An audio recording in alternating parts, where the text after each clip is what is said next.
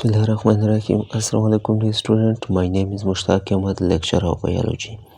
Dear student, आज हम difference discuss करेंगे बिटवीन एंडोसाइटोसिस एंड एक्सोसाइटोसिस। इन दोनों में क्या डिफरेंस है, इसको आज हम क्लियर करेंगे डायग्राम के साथ। तो डियर स्टूडेंट, सबसे पहले एंडोसाइटोसिस पे आते हैं। एंडोसाइटोसिस क्या है? इंगल्फ एक्स्ट्रा सेलुलर मटेरियल, यानी कि एंडोसाइटोसिस में सेल क्या करता है कि इंगल्फिंग करता है, इंटेक करता है एक्स्ट्रा सेलुलर मटेरियल की, यानी कि वो चीज़ें जो सेल से बाहर है उनको अंदर लाता है। Clear? No dear student, exocytosis क्या है? Expel material into extra cellular space, यानी इसमें सेल क्या करता है कि एक्सपेल आउट करता है, यानी कि चीज़ों को, सब्सटेंस को बाहर भेजता है। किसकी तरफ? एक्स्ट्रा सेलुलर स्पेस की तरफ, यानी सेल से आउटसाइड। नो डियर स्टूडेंट, सबसे पहले हम एंडोसाइटोसिस के टाइप्स को डिस्कस करते हैं, फिर हम एक्सोसाइटोसिस को डिस्कस करेंगे। नो डियर स्टूडेंट, एंडोसाइटोसिस के कितने टाइप्स है? बेसिकली एंडोसाइटोसिस के 3 टाइप्स है: phagocytosis, pinocytosis, receptor mediated endocytosis. No dear student, सबसे पहले हम फेगोसाइटोसिस को डिस्कस करते हैं। फेगोसाइटोसिस क्या है? Phagocytosis derived from Greek word phagein which means to eat and cyto mean cell. So इसका मतलब क्या हुआ? सेल ईटिंग, यानी फेगोसाइटोसिस में सेल क्या करता है? ईटिंग करता है। किसका? सॉलिड मटेरियल का। जितने भी सॉलिड सब्सटेंसेस हैं वो जब सेल इंटेक करता है उसको हम क्या कहते हैं? फेगोसाइटोसिस कहते हैं। इसके एग्जांपल क्या है? वाइट ब्लड सेल, यानी वाइट ब्लड सेल ईट करता है किस चीज़ के ऊपर? बैक्टीरिया के ऊपर। यानी कि जब हमारे बॉडी में बैक्टीरिया इंटर होती है तो वाइट ब्लड सेल बैक्टीरिया के ऊपर अटैक करता है और इसको इंटेक करता है, इंगल्फ करता है, अपने अंदर ले जाता है। यहाँ पर डायग्राम में आपको नज़र आ रहा होगा, ये क्या है? वाइट ब्लड सेल है। तो ये किसको इंटेक करता है? बैक्टीरिया को। क्लियर?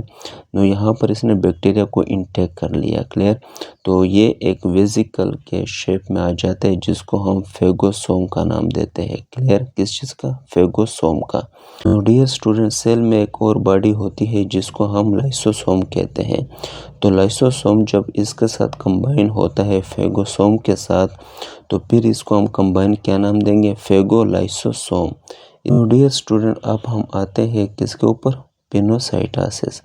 पिनोसाइटोसिस क्या है? Pinocytosis derived from Greek word pinein which means to drink, a cyto means cell. इसका क्या मतलब हुआ? Cell drinking. Dear student, pinocytosis क्या है? इसमें सेल ड्रिंक करता है, यानी कि सेल जो है वो लिक्विड चीज़ों को इंटेक करता है, अपने अंदर ले जाता है। क्लियर? फेगोसाइटोसिस में क्या था? सॉलिड सब्सटेंस की इंटेक थी। क्लियर? और पिनोसाइटोसिस में क्या है? लिक्विड की जितनी भी चीज़ें हैं, फॉर एग्जांपल वाटर और न्यूट्रिएंट्स, वो जो वाटर में डिज़ोल्व हो। क्लियर?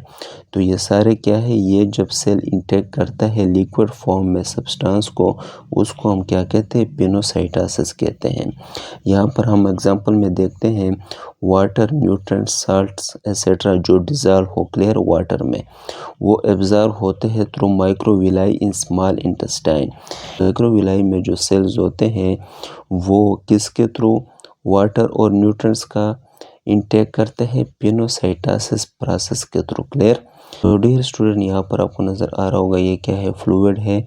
और सेल की जो मेम्ब्रेन है, जिसे हम सेल मेम्ब्रेन कहते हैं, वो खुद को इन्विजिनेट करके इस फ्लूइड को अंदर ले आते हैं। क्लियर? और फिर ये एक वेसिकल के फॉर्म में साइटोप्लाज्म में आ जाते हैं। तो डियर स्टूडेंट, इसको हम क्या कहते हैं? पिनोसाइटोसिस कहते हैं। अब हम आते हैं receptor mediated endocytosis. Dear student, receptor mediated endocytosis क्या है?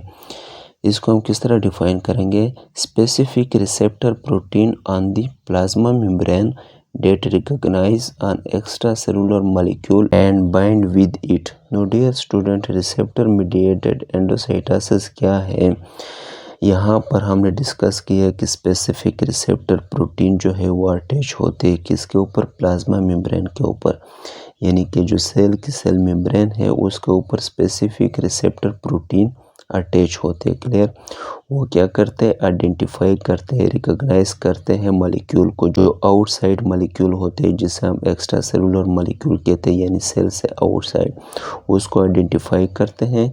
फिर उसके बाद उसके साथ वो बाइंड हो जाते हैं, वो स्पेसिफिक रिसेप्टर प्रोटीन जो है उनके साथ ये मॉलिक्यूल बाइंड हो जाते हैं। क्लियर। यहाँ पर आपको डायग्राम में नज़र आ रहा होगा, ये रेड कलर में क्या है, ये स्पेसिफिक प्रोटीन है, ये कहाँ पर प्रेजेंट है, सेल मेम्ब्रेन में प्रेजेंट है। क्लियर। तो डियर स्टूडेंट, यहाँ पर जो एक्स्ट्रा सेलुलर मॉलिक्यूल है ये इनको रिकॉग्नाइज करते हैं, फिर इनके साथ ये बाइंड होकर अंदर की तरफ वेसिकल के फॉर्म में आ जाते हैं सेल में। नो डियर स्टूडेंट, ये था एंडोसाइटोसिस। अब हम बात करते हैं एक्सोसाइटोसिस। तो एक्सोसाइटोसिस में जिस तरह हमने कहा कि इसमें क्या होते हैं, जो वेस्ट मटेरियल होते हैं, क्लियर, इसके अलावा हार्मोन्स, प्रोटीन, लिपिड, ये क्या होते हैं, सेल इनको आउटसाइड एक्सपेल करता है। क्लियर।